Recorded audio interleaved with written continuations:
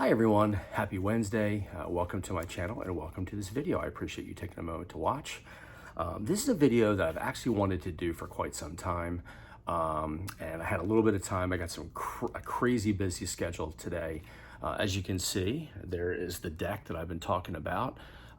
It's about 80 to 90% complete. We just have to finish the stairs going down into my backyard and then it will be complete. But very pleased with everything. A lot of hard work, but we're very happy with it. And then in a few weeks, we'll begin other renovations in the house that we've been wanting to do for a while.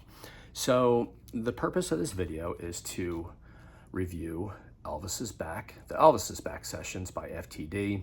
A wonderful release. I got this a few months back. You can still get it.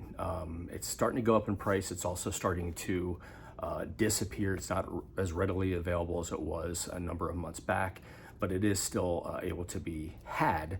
I do know the Elvis Shop of London still has this. I'm not sure if the price has gone up on it since it is getting more and more rare to find.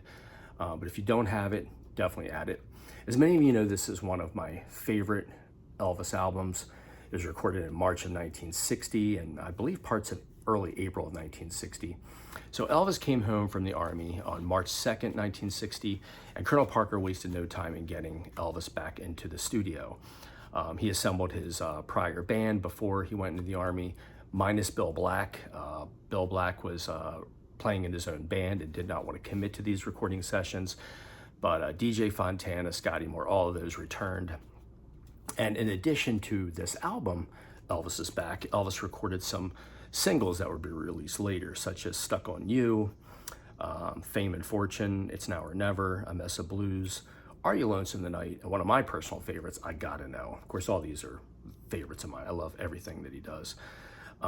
So we will first look at, now I got this from the Elvis Shop of London, and whenever you order these sets from this shop, they always send these cool bonus, kind of like a bonus photo, kind of retro to back in the 60s and 70s when Colonel Parker would add a bonus photo, but that is a cool shot. It's sincerely Elvis Presley. There is the back, some of the RCA and UK pressings with the center photo, so that is pretty cool. My hand is shaking.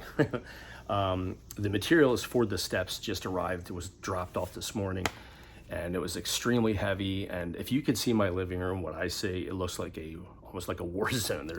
Or a construction site, I guess you could say. There's stuff everywhere. My father-in-law's tools are all next to me here that you can't see. But yeah, there's materials for what needs to be cut and finished strewn all over my living room. So like I say, when I say this is a makeshift recording area, that's why I'm not recording in my normal area. Plus, I wanted you all to see the deck. I've had several reach out and ask how the deck's going, so there you go. But here is the booklet that comes with it. Of course, there's the classic cover that came on the original. I won't go through all of it, but this is reminiscent of the inside of the album.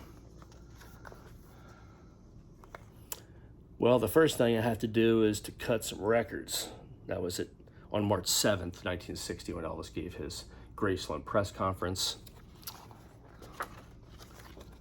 And these sets, what's really great about these sets is not only do they have the majority of all the takes, there's a lot of great information about the recording sessions and just information in general.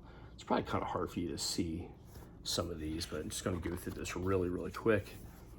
I think these are cool. Gives you a nice little history of everything. The session data. And of course, Elvis did appear with Frank Sinatra on his Timex special, which I think was an absolute hit.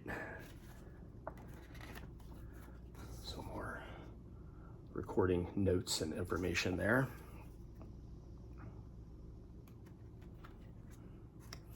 There's an inside. I've seen this picture before. I've seen inside the store when the album was first released. You can see the setup and all the different records. There, of course, is the release. Some other releases, I guess, from around the world, looks like. Yeah, my hand is from carrying all that stuff in. My hand's shaky. So sorry about that. There is, of course, Stuck on You and Fame and Fortune, which I just added this 45 to my collection about 2 weeks ago. Added a mint copy of this one about a week or so ago. Very happy to add that to my collection. That's a cool picture. I might be picking up this 45 more than likely this week. Found an awesome copy for a really nice price. These are actually his handed mine sessions that's photos from that. There's Elvis at the airport when he's getting ready to, I think, leave Germany to come to Memphis. I could be mistaken on that though. And then there is the back. So the inside of these are pretty standard. Now, a disclosure. Unfortunately, I always like to play tracks from these, at least parts of them, and I cannot get to my stereo system that I use to play my CDs. Like I said, if I could show you, I would, but there's extension cords, there's a saw kit with the box, there's a sander, there's another bin full of toys, there's my father-in-law's big, massive toolbox. So I can't even get, like I said, I'm literally sitting on pieces of the materials safely, but I can't even get to the system to get in there to get the CD in. So I apologize, I couldn't play anything from it. But I didn't want to make this a really long video anyway, but so then here is another great picture of Elvis, taken during the Elvis Is Back Sessions. Another really cool picture there. And you gotta love it, the seat. See, this is what bugs me. The CDs were laying loose.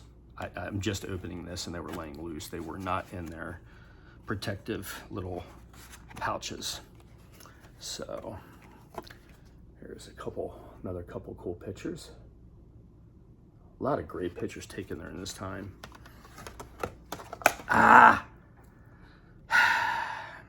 Yes, this bugs me. None of these CDs were in here securely, and they're all falling out. So there's disc 3. That does not make me happy. That is my one issue with any CDs, especially if you buy multiple CDs, is luckily they did not get scratched. But yeah, these all fell out when I opened it, so hopefully they didn't get too scratched. Yeah, it really aggravates me when they package these way. So then there's the different colors: black, red, navy blue, and then yellow. There's all the different Trek notes along the way. Yeah, there's been times in the past where I've bought certain CD sets and the CDs are loose and you can hear them rattling inside. It just, that really irritates me.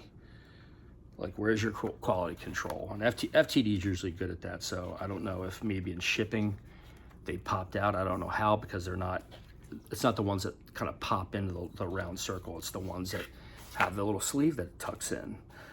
So what's on here? So disc 1 is the original album and then the original singles that I mentioned.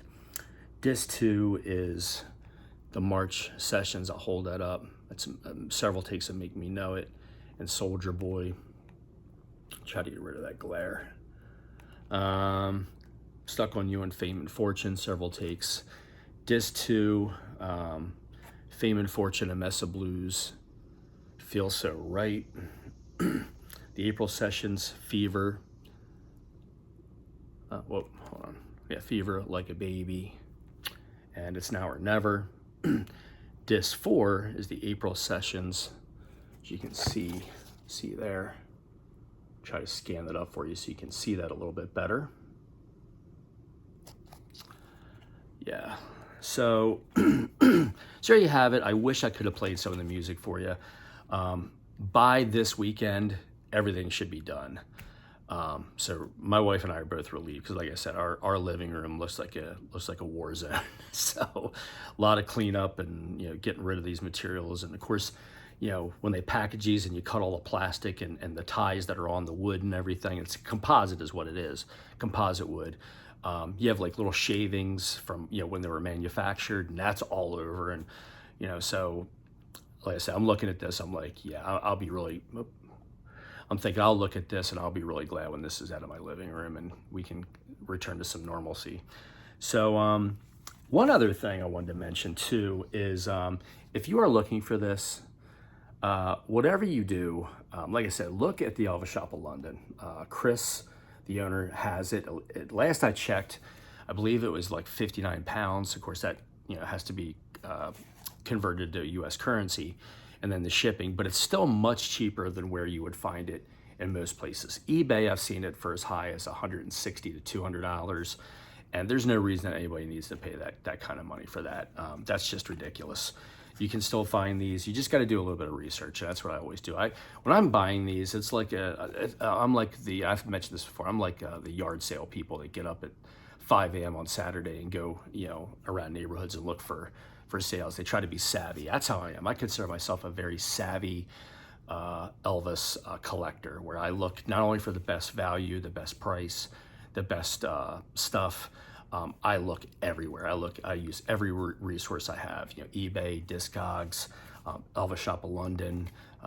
There's so many places to buy. There's so much of this that's available of Elvis's music that's meant to be listened to and treasured. So with that, I do want to thank each and every one of you for watching. As you can see, it's a pretty nice day out. It's not as hot as it's been. I took Ginger for a walk, and a little bit of a cool breeze. The humidity doesn't seem to be there, so I was very happy about that. The channel is growing really quick. I'm very, very pleased about that. As of the recording of this, I'm right at 1,700 subscribers. I've got a lot of that just in the last 10 days or so, a huge chunk of those subscribers. So thank you to each and every one of you that's subscribed, and always for leaving such nice comments.